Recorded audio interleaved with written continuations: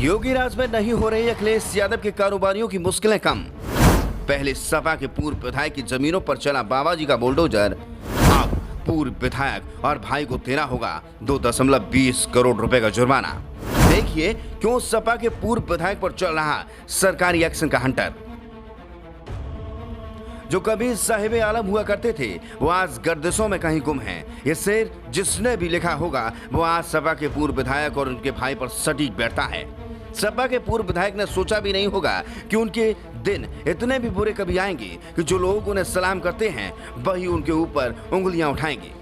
एटा जिले में जिन जुगेंद्र सिंह यादव और पूर्व विधायक रामेश्वर सिंह की तूती बोलती थी, आज उनके घरों पर बुलडोजर गरज रहा है और जुर्माना पर जुर्माना लग रहे हैं। गुजेंद्र सिंह और रामेश्वर सिंह पर कानून का हंटर और बाबा जी का बुलडोजर दोनों चल रहे हैं। रामेश्वर सिंह जब सोचते हैं कि उनकी मुश्किलें कम हो गई हैं, तभी उनके खिलाफ कोई ना कोई फाइल खुल जाती है।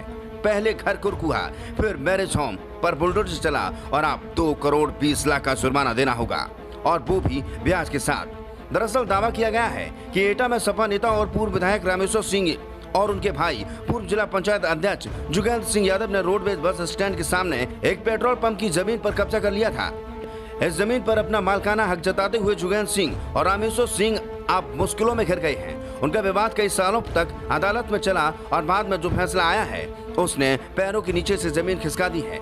दरअसल पेट्रोलियम कंपनी के पक्ष में आए सिविल जज के आदेश के खिलाफ सपा नेताओं ने अपील की थी। जिला न्यायालय में उनकी अपील खारिज कर दी गई है। पेट्रोलियम कंपनी की करीब 2 करोड़ 20 लाख के मुआवजे की मांग को कोर्ट ने स्वीकार कर लिया है।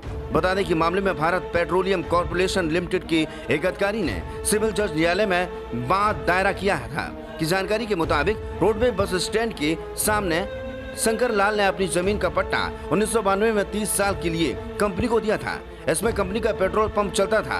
पूर्व विधायक रामेश्वर सिंह यादव की पत्नी राममूर्ति के नाम 1992 में ही एक बैनामा दिखाकर इस जमीन पर 2004 में कब्जा कर लिया गया। अदालत में चली सुनवाई के दौरान राममूर्ति पक्ष अपने हक में पर्याप्त सबूत प्रस्तुत नहीं कर पाए, जिस पर पेट्रोलियम कंपनी का दावा सही मानते हुए जमीन का कब्जा उन्हें दिलाने के आदेश न्यायालय ने 27 फरवरी 2020 को दिया था। इसमें पेट्रोलियम कंपनी ने 2013 के नुकसान के मुआवजे के तौर पर 22 लाख रुपए प्रति साल और 7% ब्याज भी मांगा, जिससे न्यायालय ने स्वीकार कर लिया।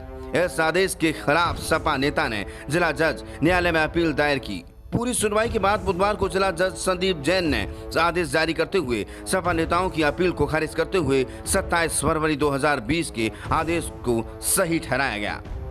ऐसे में जब कंपनी के अधिकारियों ने 22 लाख रुपए प्रति वर्ष की क्षतिपूर्ति मांगी, जिसे न्यायालय ने स्वीकार कर लिया और आदेश दिया है कि ये क्षतिपूर्ति कंपनी इस जमीन पर कब्जा करने तक जारी रहेगी।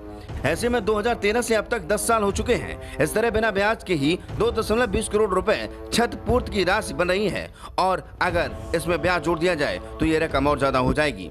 ऐसे में आप सपा नेताओं की मुश्किलें और भी बढ़ती दिख रही हैं।